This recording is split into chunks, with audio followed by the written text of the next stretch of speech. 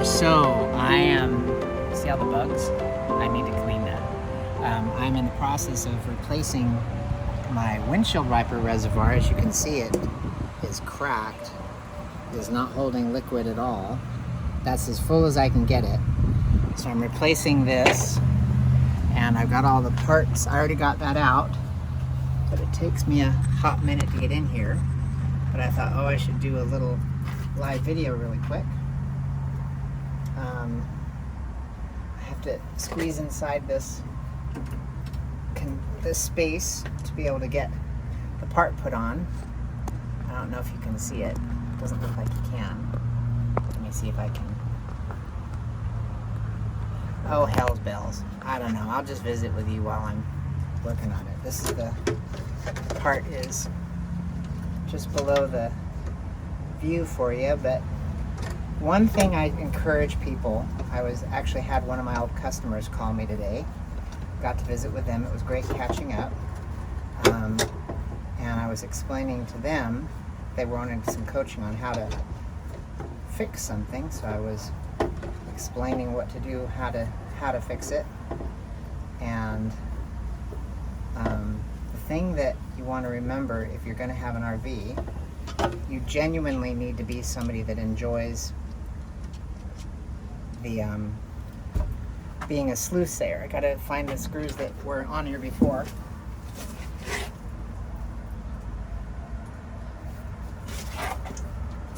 Because these new screws are not quite fitting the same as the old ones. And I don't want to thread them, so I'm going to use the same screws again. Oh, much better. Anyway, when you have an RV, you genuinely need to be somebody that enjoys troubleshooting, pretend it's a puzzle.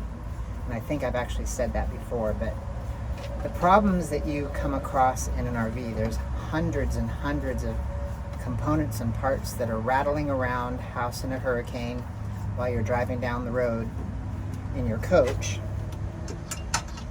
So if you can't be somebody that absolutely enjoys the process, you're going to be a person of frustration. And it's really not a big deal to learn all this stuff. YouTube is your friend. If you ever have a question, I'm happy to help. I can point you in the right direction. Some things that you can do, some things you absolutely cannot. Like if you have a short or some kind of electrical issue that is causing things to melt down, then it may or may not be something you can or cannot fix. And depending on the complexity of your coach, it's something you really have to leave, especially if it's under warranty. Working on your own stuff under warranty may actually cause a problem with the warranty itself. So be careful when you're looking at stuff, to pay attention to what you can and can't do. Read your warranty carefully. But like this, the reason I wanted to videotape this is an oh bugger, I'll be right back. This is an F550.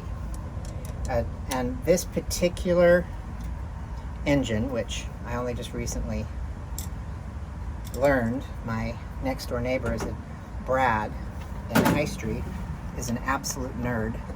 Love him to death because I'm a nerd. And he ended up explaining to me, he did tons of research on my rig, and he's like, this is the best engine Ford ever built. So I'm fortunate in that regard. And I've always maintained it. I've always been super careful to do all my servicing. But in that, you know, something like a windshield wiper reservoir, you would think would be the F550 OEM component. And it absolutely is not. Most external type components that have been rebuilt when you are getting an original cabin chassis is what they're called. That's what you build a rig on.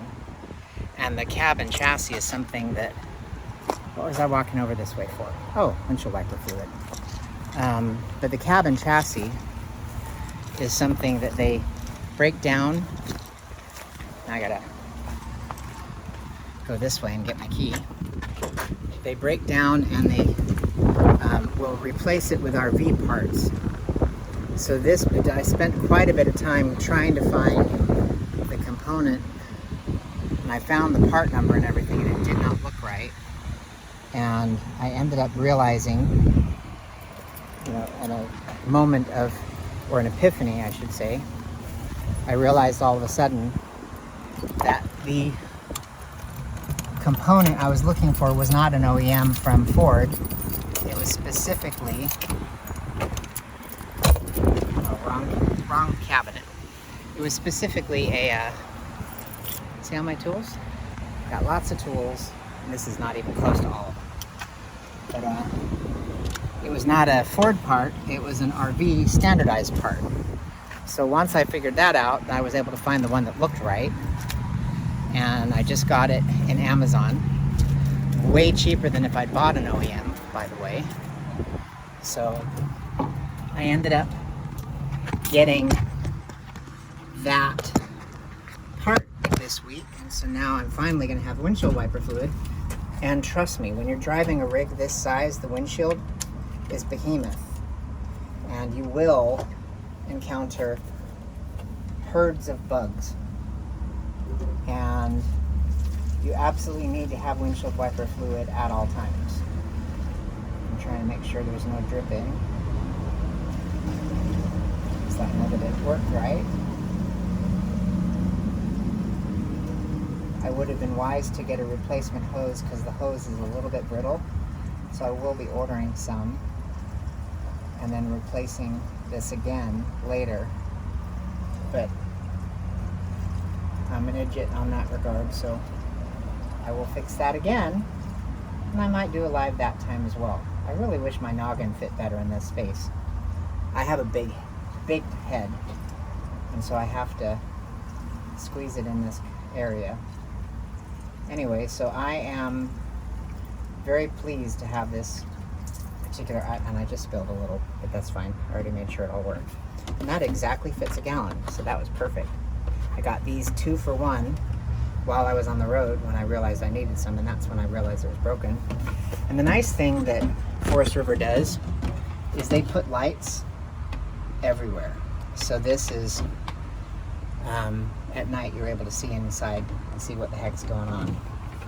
I guess it's helpful if I can turn it back off again too. There. Anyway, so this is inside my engine. You can see there's still bugs in here. There's a grill, but it's not enough. But that was it. Super simple thing to replace.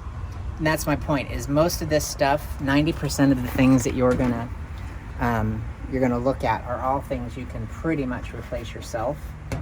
I'll tell you on an Ford Forest River, your lights here, if one of these are loose, it will affect your dashboard.